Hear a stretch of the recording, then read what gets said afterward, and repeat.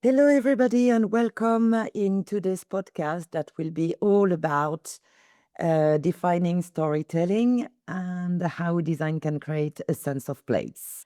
For today's conversation, we've got two guests.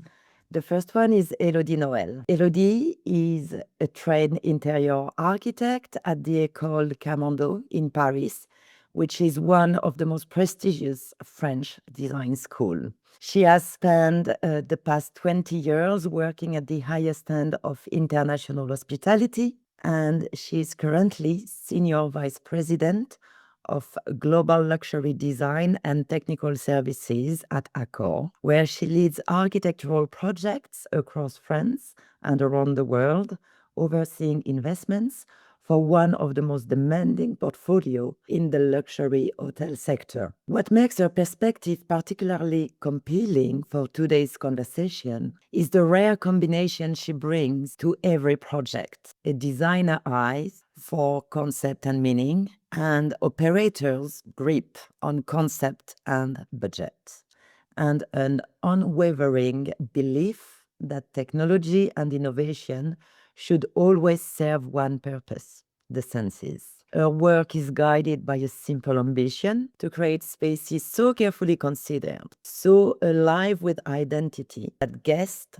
don't just enjoy them, but they want to come back. She delivers on time, on budget, and with an attention to detail that she sees not as a constraint, but as the ultimate expression of care for the guest. So a warm welcome, Elodie, for today's Beautiful. podcast.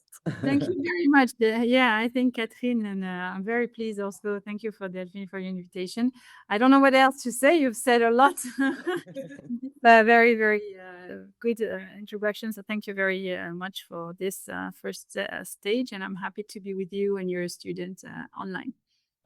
Thank you very much. The other guest of this conversation is Delphine Leon that some of you might know as the founder of the Life Design Project. But Delphine is also at the head of her own studio. She has more than 30 years of practice as an interior designer, and she's been working worldwide from project ranging from residential to hospitality, and in between you can find retail. You've been at the same school as Elodie, so École Yes. Cambudo in Paris, designing like amazing hotels in the Maldives, but I let you complete the picture if you want. No, that's basically about it. But there is one thing I could add is it's my choice not to be specialized into one, even though I've done a lot of hotels and a lot of offices. I think what makes it interesting is the combination of everything, because you learn from all the fields, and whatever you learn from one field can easily be applied to another and makes it more interesting. So yeah, I think it's the combination makes it interesting. Okay, thank you. So on one side, we will have Elodie that will be the voice for the operation side, and on the other side, we'll have Delphine for the interior design side, and we will try to build bridges in between that.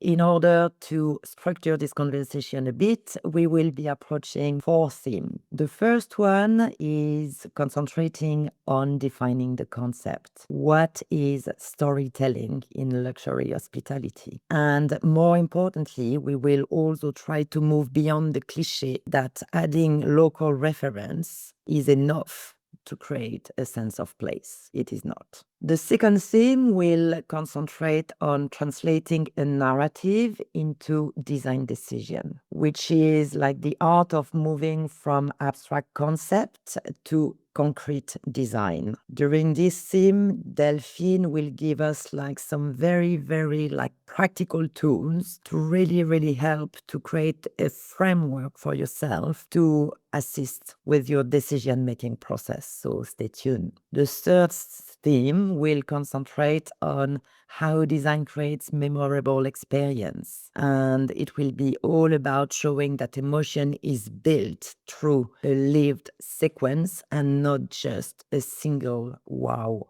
effect. And finally, the last theme will be all about collaborating with major brand from inspired concept to validated project. And this theme aim to help junior designer to understand the reality of working with large hotel groups, brand alignment, validation process, clarity of intent, and defending a concept. So, without further delay, let's start our conversation. So let's break on the first theme, and I will start with you, Elodie. When you talk about storytelling in luxury hotel design, what does that term really mean in the day-to-day reality of a project, please? Sure. I think on the storytelling, what we're really looking for is a very strong and deep narrative. We're looking really at something which at scale will really influence the whole pattern of the project. So we have a visioning process that we have explored with all the stakeholders for each project. We really take this very important deep diving moment. We actually, everyone can share their vision, how they are actually confronting their approach, their cultures, the expectation from the project. So all in all, we can align and having a real sense and a common objective from where we stand at the beginning of the project and where we want to end. Really crafting something very, very special to the project. So usually linked to the destination, and of course reflecting the brand and the parameters of the project together with the owner's expectation, the designer skills, and everyone who is involved in the project. So this is just way more than a storytelling. This is really a deep exercise to actually forecast where we will and land at the end of the project. Thank you. So, Delphine, how do you explain this idea to junior designers who tend to start from images rather than concept? Yes, it's true that junior designers often tend to start with the image. And I understand why. It feels super reassuring. It gives the feeling that you already have something. But in hotel design, and even more so in luxury hospitality, the image should be the consequence of a story, not its starting point. I often use the metaphor of a book. In a book, you do not start directly with the final scene. You introduce a world, you introduce characters, atmosphere. There is a rhythm, a progression, and sometimes even surprises. Above all, every element needs to serve the story. In the project, it's the same. The characters can be, for example, a strong piece of furniture, an artwork, a specific finish, a lighting effect, a view, even an architectural detail that you will pick. Then you need to build a sequence. How does the guest enter the space? What do they feel first? What do we reveal progressively? Where do we create a moment of surprise, a pause, intimacy? The storytelling of a project is not just about writing a nice story on a slide. It's about making that story exist within the space through the volumes, materials, colors, light, furniture, details, everything. But that story also needs to be felt, right? Through the circulation and use. So I often tell the junior designers, before looking for the perfect image, ask yourself what experience you want to create, what emotion, what atmosphere, what memory should the guest keep from the place. Once the intention is clear for you, images become much more useful. They are no longer just beautiful, they become tools to translate a direction. I would like to dive a bit deeper on how you define a sense of place beyond simple local decorative inspiration. It has a lot to do with the location. We are looking at something which needs to reflect a local inspiration. So we really want to have the reflect. We want the place to echo the surroundings.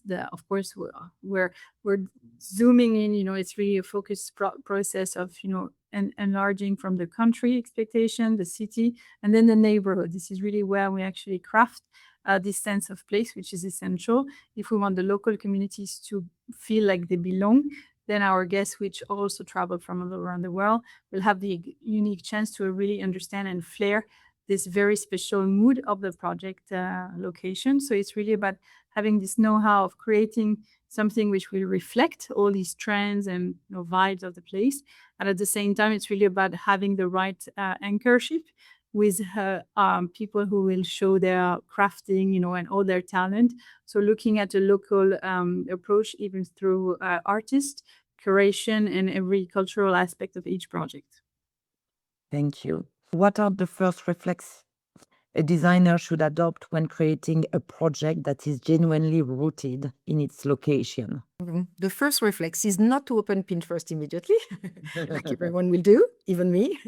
Before looking for images, I always recommend the junior designers to do real research into the context of the project. So it starts with the country, the city, sometimes even the region or even the neighborhood, like exactly like what Elodie said. But what defines the identity of this place? What is its story? The architecture, the material, the light, the craftsmanship. And if the building has a particular history, you need to go even further. Was it, for example, a private home? Was it a former post office, industrial building, even a historic hotel, right? In that case, you can look for old photographs, plans, architectural details, forgotten elements that could become the starting point of the story. But be careful. A project rooted in its location is not only about adding, two craftsman objects or a local pattern. It's about finding a meaningful thread, then translating it subtly into the space. For example, on a project in Strasbourg that we'd be doing, hotel project, while doing the research, we discovered the city's historical importance in the printing industry. So it became the starting point of the narrative. Okay, it was not necessarily the most obvious element at first, but it gave us a very rich narrative thread. So paper, grids, typography, graphic layers. So I tell them usually start by understanding the place before trying to decorate it. Look for what is really true, specific, and the capability of creating emotion for that project. Easily link back what you just said to this sense of alchemy that Elodie was mentioning earlier.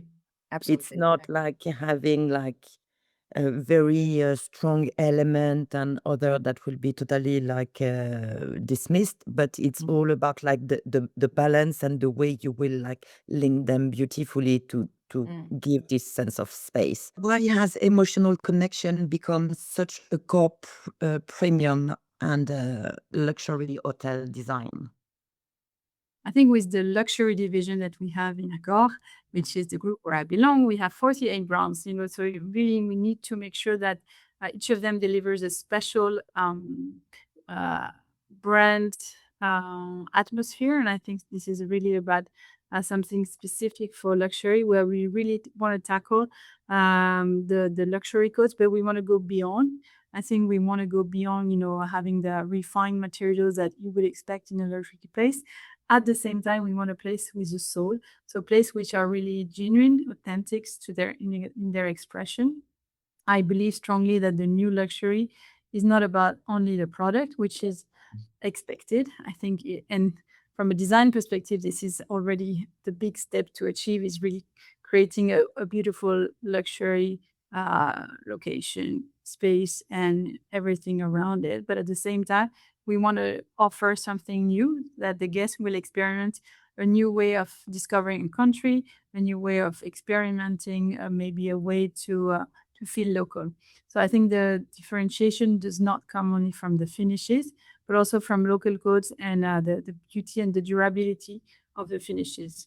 So we explore new territories of know-how all the time. We push our designers to actually go beyond and really look for something where, for example, in Benin, we want to drag, the country has opened with us the first Sofitel, first luxury hotel in the country, so a big responsibility.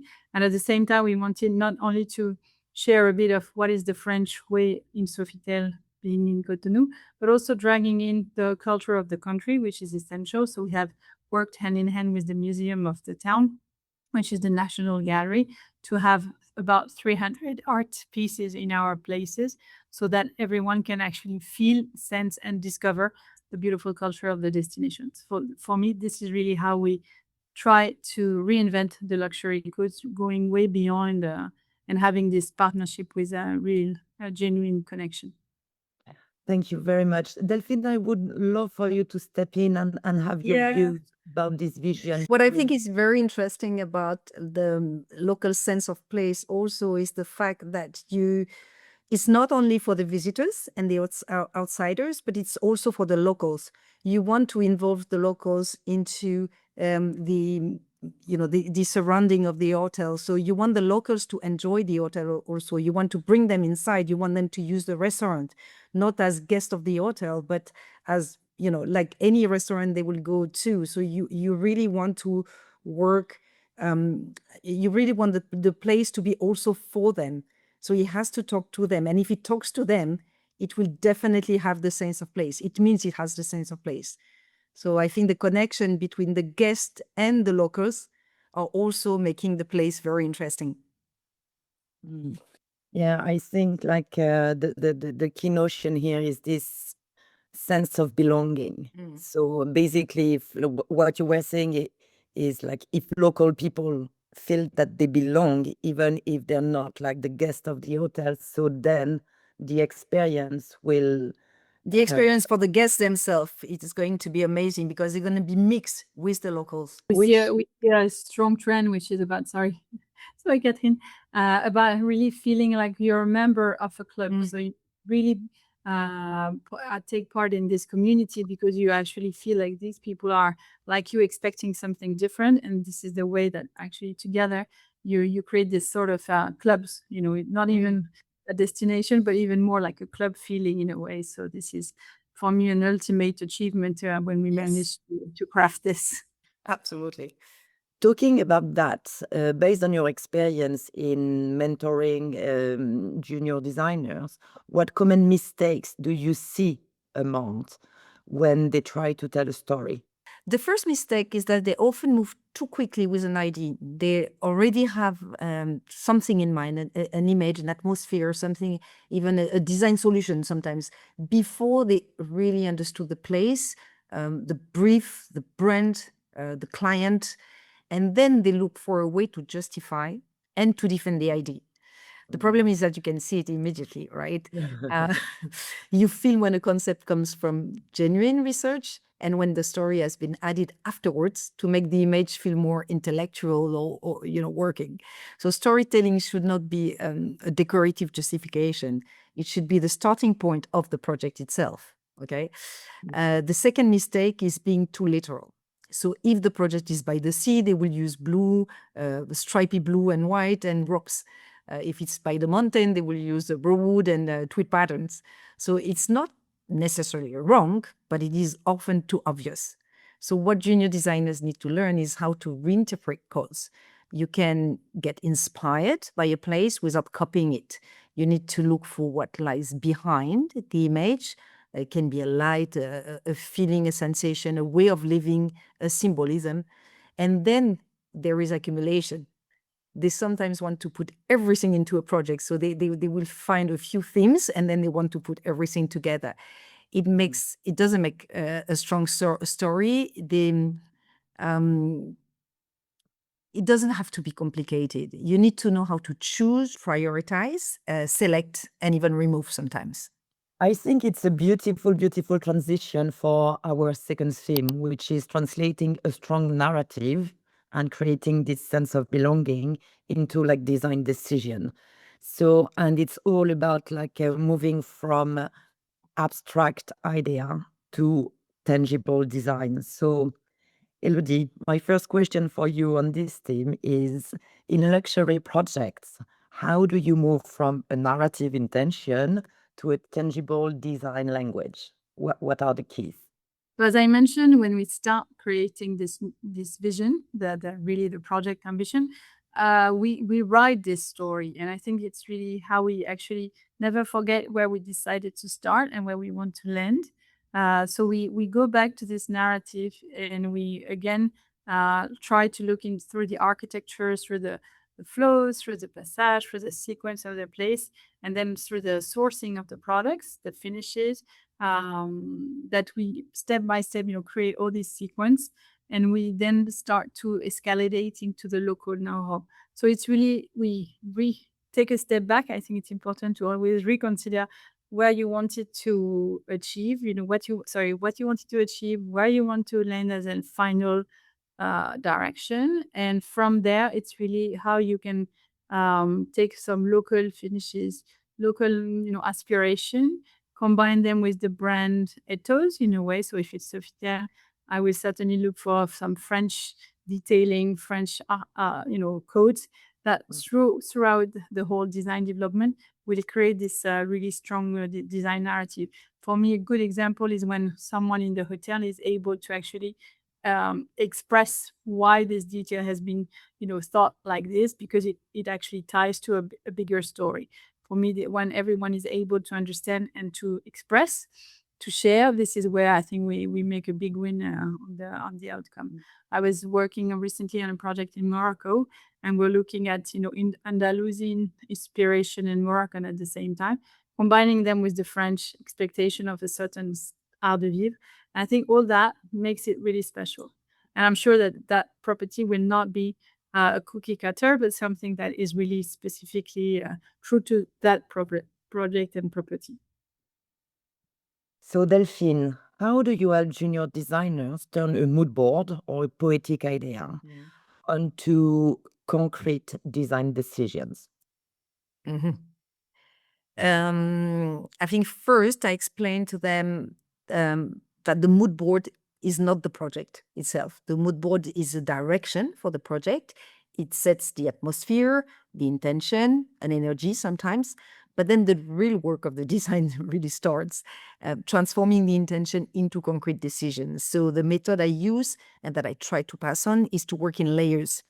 Once I have my mood board, I look at what is really made of. What are the dominant colors? What are the main materials? What is the rhythm between the strong elements and the quieter ones? Does the atmosphere comes from the light, for example, texture, contrast, emptiness, or versus density? Then I translate this into the project in a proportionate way. So, for example, if my mood board is mainly composed of natural material with dark touch of stronger accent, I need to find that same balance in the space I'm going to design. Otherwise, the original intention is lost. And then there is a reality of the project, right? If a material is too fragile or too expensive or too difficult to maintain, you need to find an alternative to keep the spirit of the look, but make it work in real life for the operation team. I also tell them that an inspiration image is not there to be copied, because that's often what they do. It's there to be understood. So they need to really understand what they felt about that image when they choose it. Was it the texture? It can be anything, the contrast, for example, a small story. For my first project in the Maldives, one evening on site, I saw the stars reflected in the sea. It was beautiful, magical. Especially for me, it was my first project in the Maldives after I did a few more. And I thought it would be beautiful to recreate that feeling even when the sky was cloudy. So not to put stop there, literally, but to really recreate the emotion. So then we had the idea of integrating fiber optics into the bottom of the swimming pool. And that's how this kind of lighting was born. May seem common now, but at that time we were the first one to do it. So that is what transforming an idea, the stars, into design means. Starting from an emotion, understanding what makes it powerful, then translating it into technicality and aesthetically. I found that like really, really interesting that you mentioned like the technicality as well, because like design is not about like just about decoration. It's about like finding real solutions that are actually workable in order to create like this emotional connection. Would you be able to establish a hierarchy of some sort to tell us which elements of design carry emotional storytelling the most powerfully? I think For most priority, it's a designer's responsibility to actually be this chef d'orchestre, which is a very famous expression that I like. Really pick and choose, the best sound, the best vibrato, and I think a designer is really meant to do this collection of emotion and translate them with the right finishes to have a right balance. I think a place for me is always considered as a strong alchemy between the right finishes. It's also about the senses. For me, textures, scents, smells, light, wind blows, and everything. I think all that makes the perfect space if it's well balanced. Again, this is really about this the right evolution of each aspiration. And I think if I may jump in, sorry, but if I Yeah, may yeah, jump sure, in, please. it also starts with the layout, because you're Mhm. not going to design the same layout according to different places. So, for example, if you're in Morocco, because you were talking about Morocco, the way a living room works in Morocco is very different from one in Paris.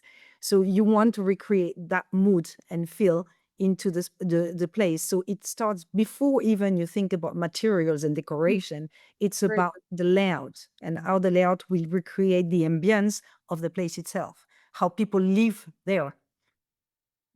Absolutely true. So when you think of your layout, what you really want to make sure is that you have really this flow, which needs to be, very seamless. And at the same time, you want to make sure that there is some high points, that focal point that will, create these sequences and having the right balance between really a subtle equilibrium and at the same time, sometimes disconnection. I think you want to surprise and you want to make sure that being a guest, you actually encounters different moods through your journey. So I think the layouts will certainly foster on that, and then at the end, it's really a proportion setup, I think, which needs to be well thought about. For sure, the space is essentially in a 2D mode at the beginning, and then you start entering as a really a space and a volume. What tools do you recommend to your juniors to keep the narrative thread alive throughout a project? For me, I have a very simple tool that I use, and I find is extremely effective method, is to keep between 3 or 5 words maximum, not 10, not 15, okay, 3 to 5, that truly define the main direction of the project. So, for example, it can be terms like warm, mineral, urban, graphic, these kind of keywords, and they become the decision maker filter. So for every choice I make, you can ask yourself, does this material really reinforce the mineral feeling? Is this space still warm, etc., etc.? So when there is another one that I use and I want to tell you, is to constantly return to your mood board. So when a junior designer develop a visual, so you've done your design, you put it into 3D. I ask them to place it over their mood board. Okay, very quickly you can see whether it works. If the visual fits naturally into the mood board, then it means that the language is coherent, right? But if not, you can identify what has drifted. Is it the color that is too present? Material that is too shiny, too matte, wood that is too yellow, a piece of furniture that tells another story from the mood board. So for me, the two essential tools are keywords as a compass and the mood board as a visual control tool once you have designed it. At what point do you challenge a concept and say to yourself, the story is interesting, but it isn't translating clearly enough into the space yet? So, what? I won't be surprised. I want to make sure that we do not have cliche. Of course, when you go in each location, you have immediate images which comes to your mind. So you want to make sure that you step away or you take a different perspective on them, for sure. Another one is also to be more talking about angles than themes. So something where you will think of uh, the Eiffel Tower, but not as a key iconic part of Paris, but you want to make sure that you also consider that it's actually a very innovative building at the time it was built. Maybe the finish has been something very special. And from there, you can unfold a different story. And I think this is how you make it less, direct and demonstrative, but something which will be much more curated and more about the perception than just being, very directly suggested to you. So it's really about how you translate this, let's say, like this disco ball, which has many facets. I think the interest is really like each of them create this very unique environment. But if you look at each piece one by one, they're very simple, but at the same time, the way things are projected, I think, is the way you want to create something much more refined.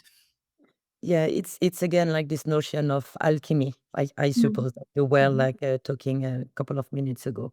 Delphine, would you like to add like anything on top of that as an interior designer? Like, is it?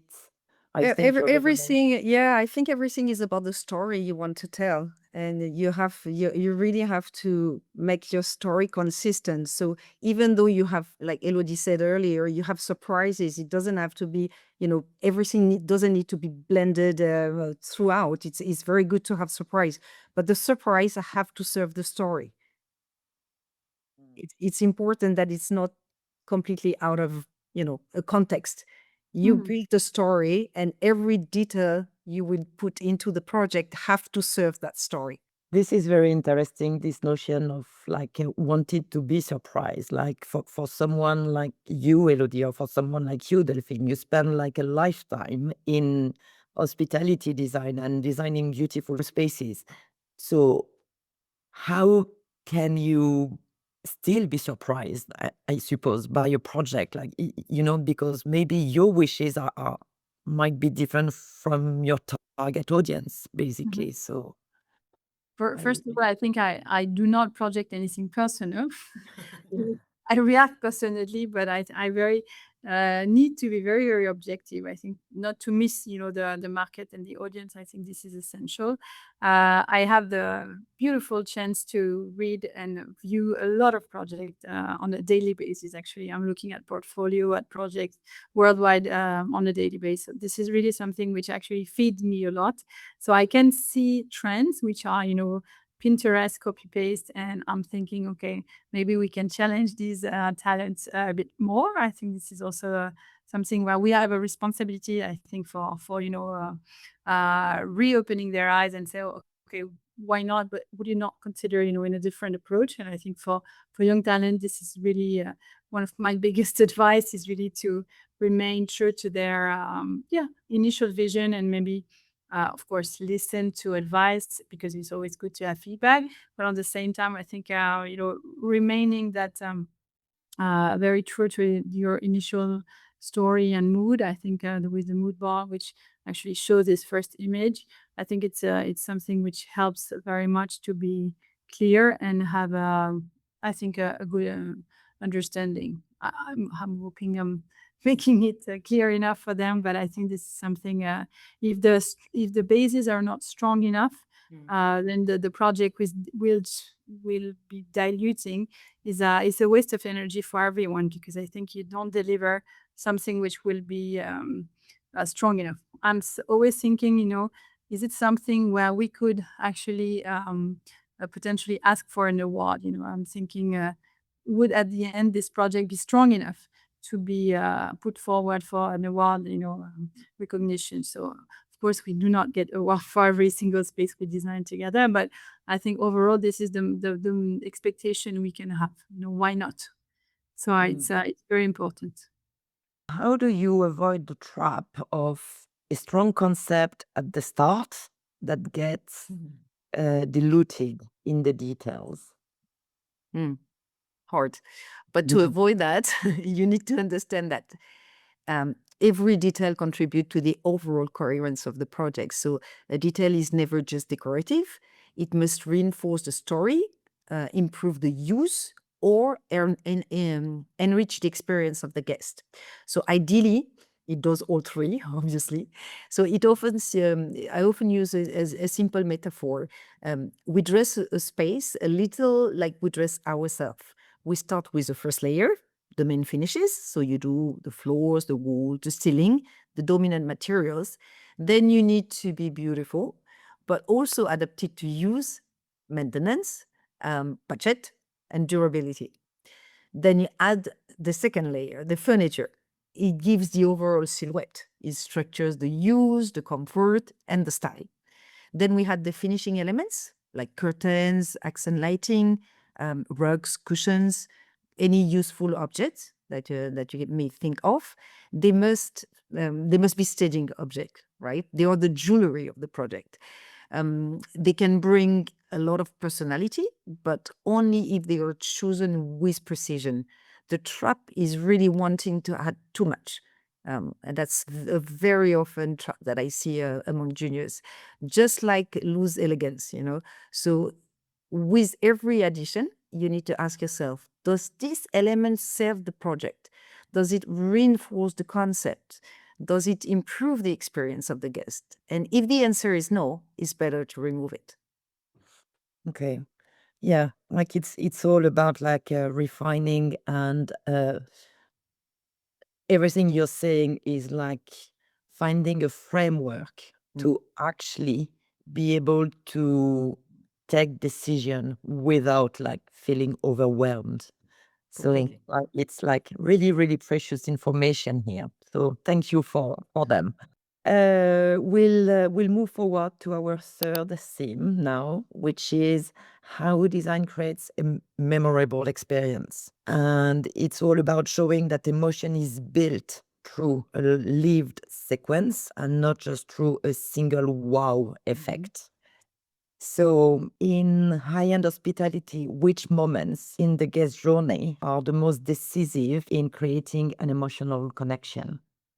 I like to believe that when you travel, no matter if it's for work or if it's for your own leisure, it can be a romantic escape or it can be a strong seminar. I think you create some expectation in advance.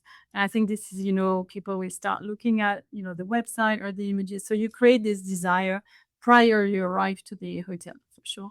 Maybe the journey has been very easy, maybe not. So I think all of this creates this very, specific mood when you have the first touch point. I think for me, one of the key touch points is the arrival experience, where you actually can be even more surprised because reality becomes true and it's even higher than what you expect.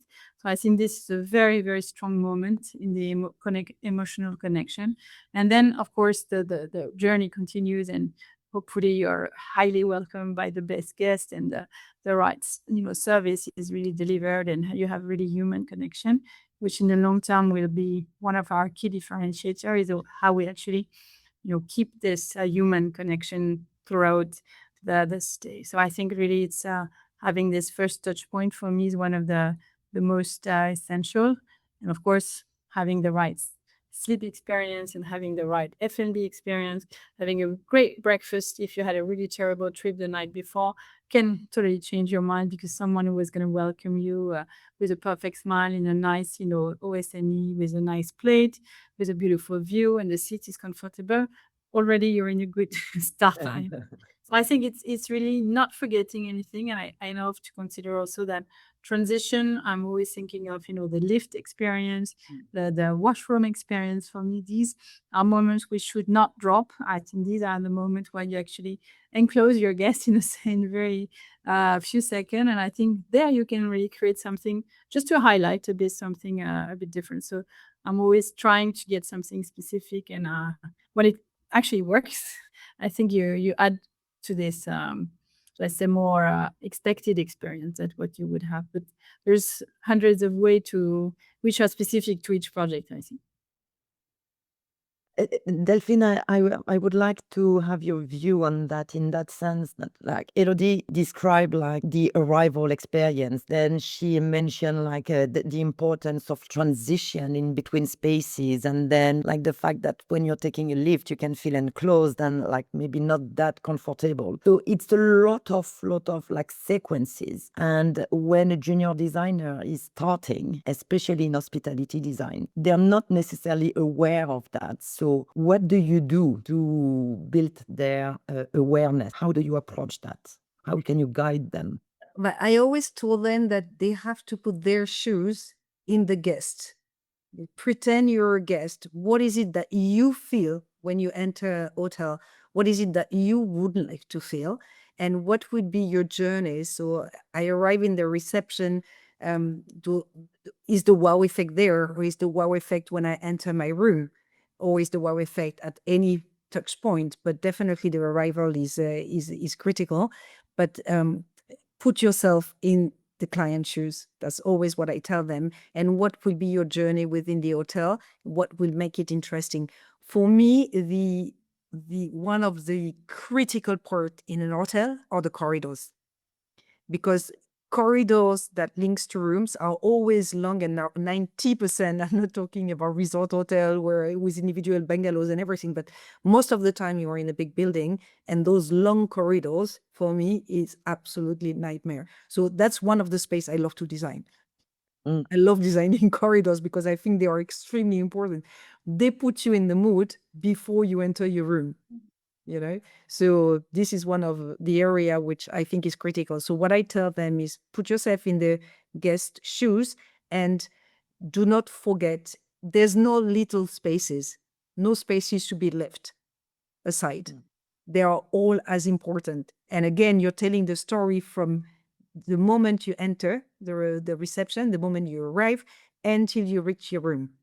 There's no stopping. There's no area that you should avoid working on, or that are less important.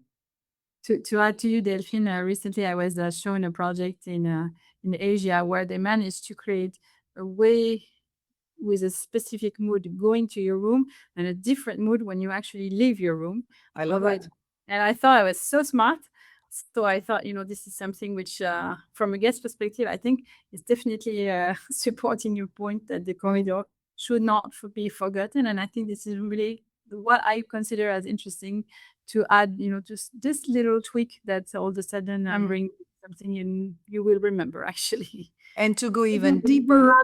Not to realize it in immediate time, but at the end you think, oh, maybe I've seen this one, and I like that idea. Like anamorphosis also, where all of a sudden you stand at some location and you have a view on a perfect images, and a second later it's totally different. So I think that's okay. the mood I think I like to see from, at least from some perspective. For the collection brand like M Gallery, this is something, the modern twist is really something I'm looking for through the project. And even creating the mood day and night in those areas, in the corridor, because the corridor shouldn't look the same by day and by night, because you're in a different mood. The same way as you're not going to have the same lighting in your room, the ambience should be different in the corridor. So everything has to be linked and throughout. How do you train junior designer to think about a lived experience, not just an aesthetic composition? I usually explain to them that interior is not only something you look at as an image, it's something you live in. In a hotel, the guest does not experience a fixed perspective, right? They arrive, they circulate, they wait, they sit, they look for their ways, observe details, and feel the atmosphere overall. So to design a live experience, I encourage them to use a method inspired by design thinking, which is based on empathy. So because good designers should be open-minded, right? Observant, good listeners, and especially curious. So they do not design only from what they personally like. They try to understand the people they are designing for. And you need to put yourself in the guest shoes. That was I was explaining earlier with Elodie, right? So how do you arrive? Are you tired, in a hurry, on holidays, coming for business meeting? What do they see first? Therefore, what can reassure them, surprise them, or, on the contrary, frustrate them, which can happen, unfortunately. But in the hotel, the users are not only the guests, they're also the teams. So how does the staff circulate? How do they serve, clean, store, welcome people? Where are the points of frictions between the two, between the guest and the employees? That's when junior designers understand that design is not only an aesthetic composition, it's an experience in movement, in use, and in sensations. A beautiful image can seduce for very few seconds, but an experience stays in memory for a long time. Okay. And what exercises or methods help develop the habit of thinking through the guest emotional journey? There's a simple, very simple exercise that I find very useful. Following the guest journey as a scenario. So you take one precise moment, for example, arrival at the hotel, entering the room, having a breakfast, going to the spa, waiting in the lobby, and then you ask yourself, what does the guest see? Um, what what do they do? What do they feel? What could surprise them or reassure them, calm them, or even irritate them? You can also use a very simple empathy mat, right? What does the user say, think, do, or feel? So this forces junior designers to move beyond pure aesthetic. I also like to teach them how to move from observation to interpretation. So you notice something. So for example, a guest avoid a certain area or will move a chair or look for a power socket and always stop in the same place. Then you ask yourself, I wonder if that means that the space is not clear enough or their lack of comfort. That's why they move the chair. Or if the lighting does not invite them to stay, you know. And only after that do you formulate a design direction. Because I've seen that, I could propose to frame the entrance better, or I could add a more intuitive sitting area, or reinforce the lighting, create a softer transition between spaces. That's how you move from an impression to a real decision, design decision. Okay. Yeah, so basically go back to the space, appreciate like the functionality of the space in order to actually improve it. By doing that, you will go beyond like just creating like a beautiful like composition for a magazine, basically. And look at how people leave the space. My two next questions, I will just like throw them.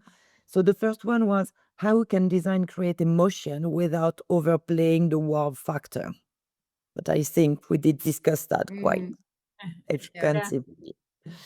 And the follow-up question was, what markers make an experience genuinely memorable rather than just Instagrammable? I can't even pronounce it properly. So as I said, when you are greeted at the hotel, I think the teams for us on the operation side is essential. For sure, the first touch point is a physical experience, and then it's a warm welcome experience. So, and throughout the journey, you want to make sure that we carry the same hospitality attitude, which I think is essential. Then I think the fact that you also can access something which is highly private, that not everyone can touch upon if they're not part of that community or staying in this property. I think this is really something that we call memorable moment when it's for M Gallery. This is where you will wake up in the very early morning, and they will take you for an early breakfast on the top of a mountain to see the sunrise. Well, I think this is something which not everyone has in their own memory, unless that you have come to that place, and we have many stories like this. But I think it's really about this sense of exclusivity and something that really is fostered by the team creating a special moment around it for you. Thank you. Within the space. And how do you balance emotion, comfort, durability, and operational constraint? The key elements. I think we should not see these elements as separate subjects, first of all, but there are layers that must work all together. So in a hotel, emotion cannot be created at the expense of comfort or operations. A space can be magnificent in an image, but if the lighting is unpleasant, for example, or if the team cannot work properly, it will not work overall. So comfort is part of the emotion. Durability is too. And when I talk about durability, I mean, of course, more responsive materials when possible. Also durability over time. Will this material age well? Is it suitable for intensive hotel use? Can it be cleaned, repaired, replaced easily? And then there are operational constraints. So young designers sometimes see them as less creative, but in reality, they are essentials. So a hotel is really a living place used every day by guests and by the operation teams. So you need to think about flows, cleaning, storage, maintenance, technical access, cost, and even deadlines. So for me, good hotel project does not choose between emotion and constraint. It transforms constraints into design opportunities. So a maintenance constraint, for example, can push us to choose a smarter material. A circulation constraint can clarify a guest journey, for example. Budget constraint can force us to make one gesture that is more precise and stronger, rather than dispersing the ideas. That is often where design becomes more accurate when you do all that. Like, yeah, transforming like a constraint into a creative opportunity is the Completely. secret. Thank you. I think we're ready to move to our fourth theme, which is collaborating with a major brand from inspired concept to validated project. And this section is meant to help the junior designer to understand the reality of working with a large hotel group. So it's more like operational. So how do you integrate clients' feedback without losing the project narrative intention? I think that the first thing to explain is that client feedback is not a personal attack. Even me, sometimes it's hard to take. But when you're a young designer, you put a lot of yourself into a project. So, a comment can quickly feel like criticism. But a client is not criticizing you as a person. They're reacting to a proposal in relation to their needs, their brand, their guest, and their operation. And in hospitality, it's essential to respect that. Hoteliers are professional. They often understand their operational issues better than we do, and that you will ever do, how their team works, what is difficult to maintain, what works or does not work with the guests. So the first thing to do is to listen to them, basically, not to obey everything without thinking, but to understand what lies behind the feedback. Sometimes a client says, "Oh, I don't like this color." But the real question may be, is it too far from the brand? Is it too cold, or not adapted to my clientele? The role of the designer is not to defend their idea at all costs. It is to understand the problem behind the comment, then propose a response that keeps the intention of the project. There are always compromises in a real project.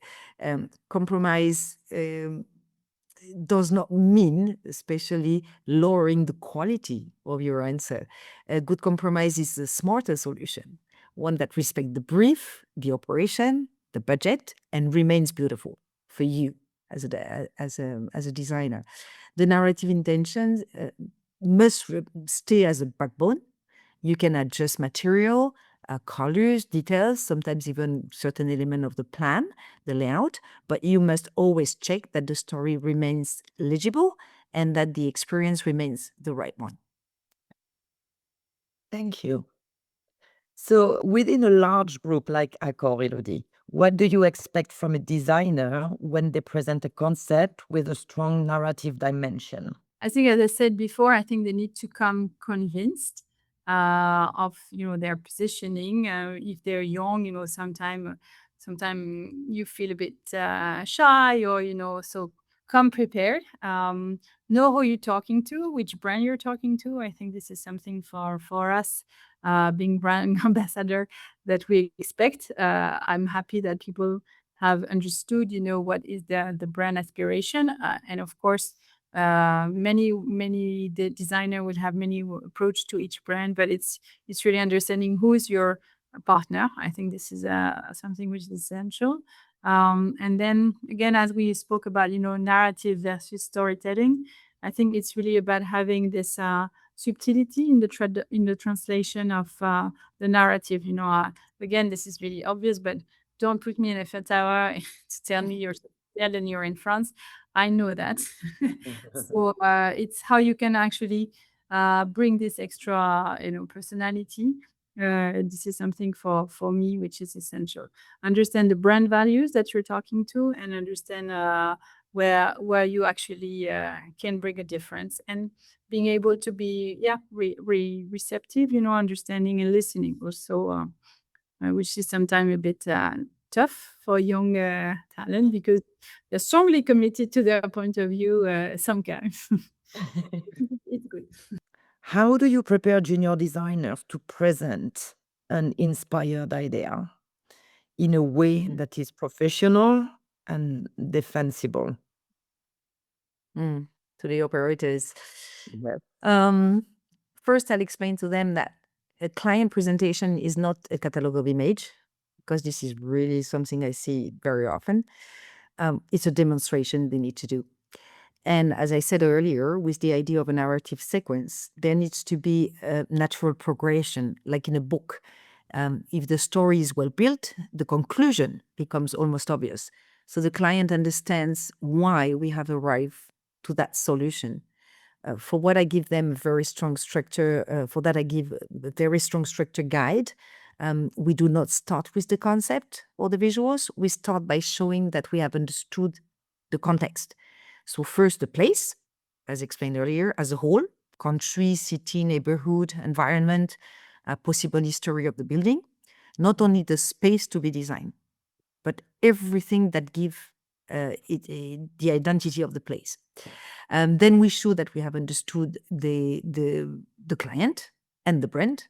So positioning of the brand, the clientele, the desired experience that the operators want for the client, the emotion that they want to create also for them. So after that, we address the constraint. And I often tell them, do not be afraid of constraint. Show them architectural, operational constraint, budgetary or technical, guest flows, staff flows, maintenance, all of this is part of the project. Only then do we move into the plan analysis. The plan must demonstrate logic, why the space are organized this way, how guests circulate, how team works, how users respond to one another, also, again, guest versus operation. And once this foundation is clear, we can talk about the concept. At that point, it no longer feels like a poetic idea placed on top of the project. It becomes the response to a problematic, the problem or the project itself, right? At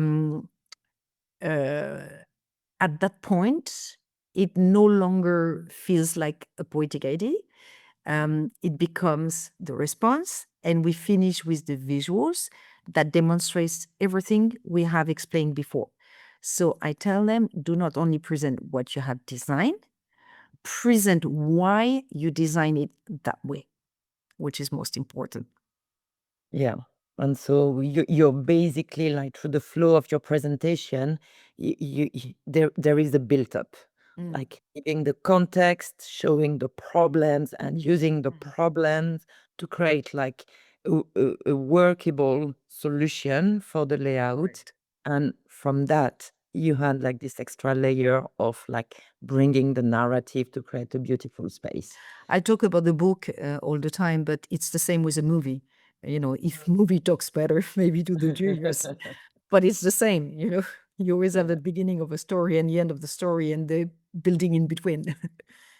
And in your opinion, what makes a concept easier to defend internally? Like when the concept is like really ambitious, etc., what makes it I easy? think clarity. You know why you have decided to propose that solution. Again, being aligned with the brand values, even though it's something that takes, of course, time to digest and understand.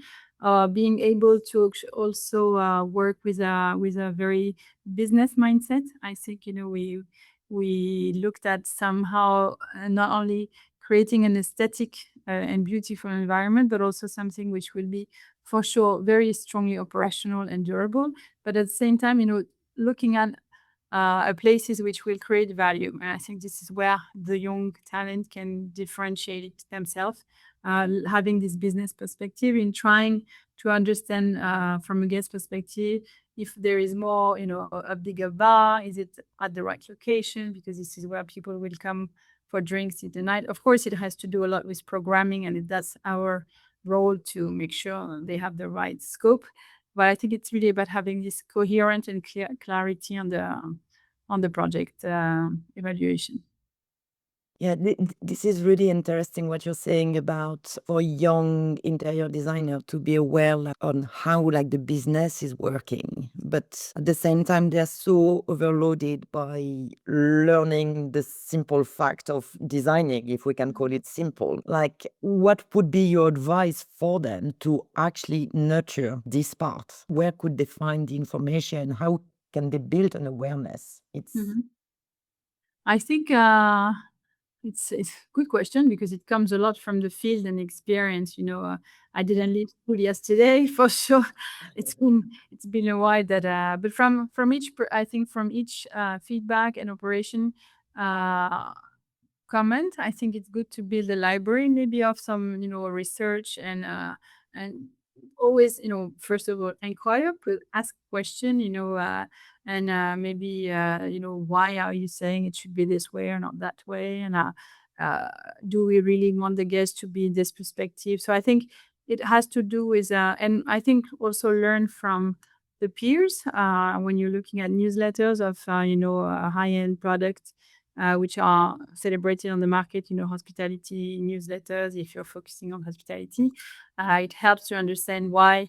I don't know, I was with Tristan Awa yesterday, why when he did the Carlton in Cannes, what was celebrated, if it's his vision on the property, if it's the aspiration of, the sourcing. I mean, there's anecdotes throughout the project which are bringing this background. I think this is maybe to understand, why all these designers are very successful, not only because they have a beautiful idea, but also because they are able to actually understand their client, have a fruitful mind behind each property. So I don't have a recipe. Maybe maybe Delphine would have also some ideas on that. But I think it's also to just express the way that you consider this aspect of the design. People sometimes tell me, oh, we know that designers, they always look at the beautiful things, but they don't think operationally. I'm saying, well, you need to you need to tell them what you want, and they will come back with a second version or third version, doesn't matter. And we do not want to create, I've heard that many times, you're creating museum, in F&B, but people, they want to eat and enjoy and laugh. I'm saying, fine, but just give us the right brief. So it's also about having the right brief, and do not hesitate to say, okay, I understood. Now I can reconsider my position and come back with a more graduated approach to the project. I think this is really about, there's no, in my opinion, no immediate answer which is going to be perfect. So this is always this discussion which needs to happen, which will help them to grow. And meanwhile, they can always, there's tons of things on the net, so I think they can look into others. I think it's a beautiful piece of advice. So it's basically like stay curious, Yeah, like always. be open and read newsletters and ask why instead of just looking at the how, basically. Ask why and challenge, because if you do not understand the the request from the client, you will not be able to apply a proper solution. So if you do not understand, you need to ask the client why they want to do that and challenge them also on their queries.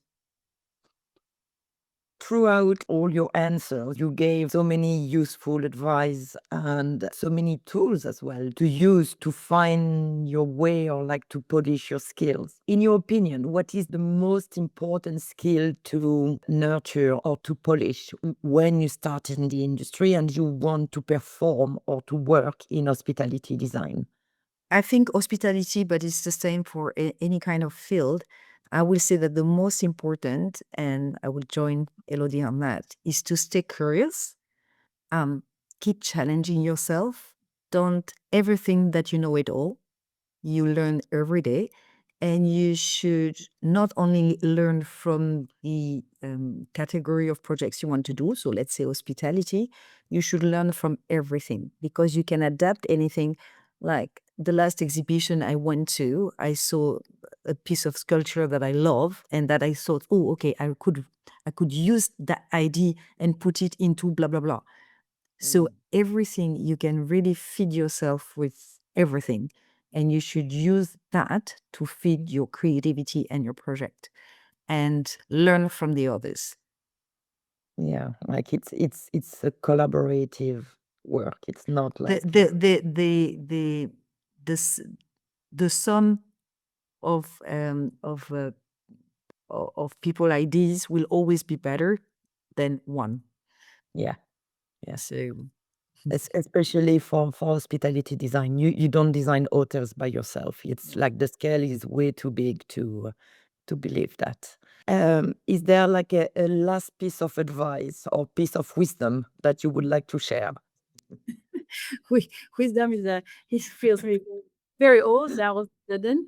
I think never stop, believing and dreaming. I think this is something which is essential, as you said, and this is probably one of the skills that I love the most is being curious. I think uh, as designer we are fed by everything around us all the time. So I think how you capture this and you actually you know uh, make it as a sanctuary of ideas for yourself and discussing and maybe JR is gonna open a new cave on the Pont Neuf and this is something amazing and when I saw the Pont Neuf when I was maybe 8, 10, when Christo wrapped it the first time I thought this is something unique, but in fact I think it's a very interesting way that you see that after a while you have a chance to reconsider the same space with a different eye, with a new fresh experience. So there's everything has been done before, everything will be done in the future, but still you can have your own interpretation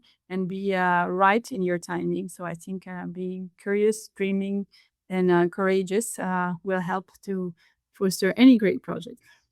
Okay, I think we are at the end of this interview. Thank you very, very much, Elodie, for your time. Thank you for your insight you gave or you share with us. And thank you very, very much, Delphine, for all your wisdom, insight, and advice. And I hope I will see you soon back see on you this soon. tip.